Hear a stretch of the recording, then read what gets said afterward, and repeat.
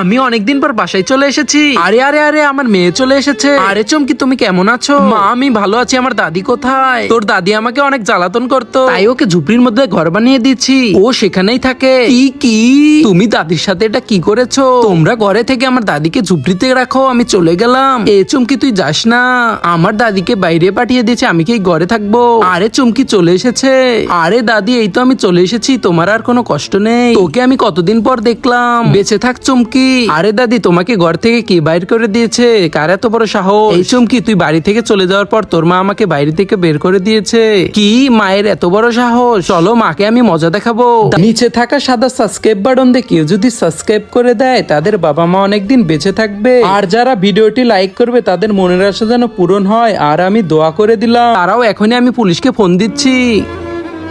আরে কি হয়েছে, আমাদেরকে কেন ডাকলে? আমার সাথে চলো। আরে ম্যাডাম এই সেই আমার মা, ওকে ধরে নিয়ে যাও। আরে তোর এত বড় সাহস, তোর বৃদ্ধ মাকে ঝুপড়ির মধ্যে রাখোস? আরে ও অনেক বড় পাপ করেছে, ওকে নিয়ে যাও।